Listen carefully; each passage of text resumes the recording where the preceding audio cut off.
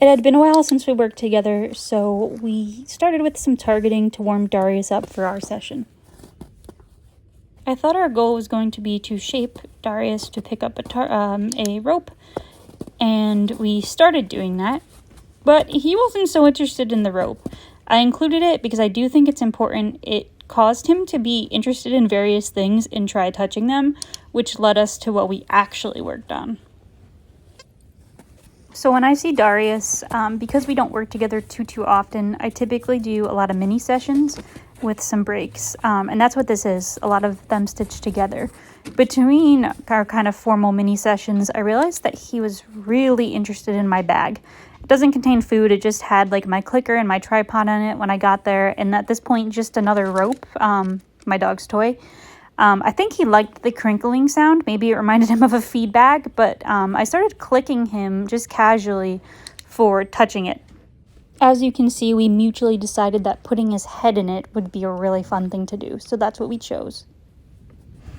Once Darius was offering the behavior pretty consistently, I started saying the cue bag when I thought he was going to stick his head in it.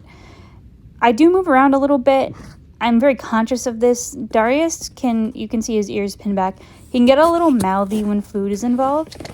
So by moving it, took me out of the equation and got him out of that headspace so he could focus on what he was trying to do. We definitely don't want to accidentally reinforce the mouthiness. Once I thought that Darius was really understanding what we were doing, I decided to test if it's actually under any kind of stimulus control and mix things up a little bit. Bag. Oh, still jump. Bag. Yes, good boy.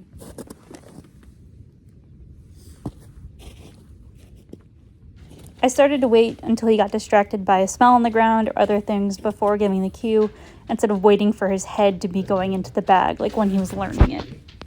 Bag. Good boy. I started moving the position around so he'd have to walk towards it. This is a super close-up, but he did. He walked a few steps over and put his head right in there.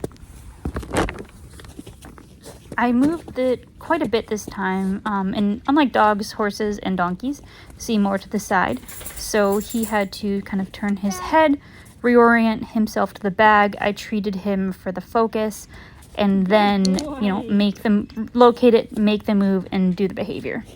I figured I'd give you a close-up of the ever so exciting bag, which just contains one of my dog's giant ropes in it. At this point, we were done. And he was getting frustrated that there were no more snacks. So he figured if he just put his head in repeatedly, maybe one more would come. Nice job, buddy.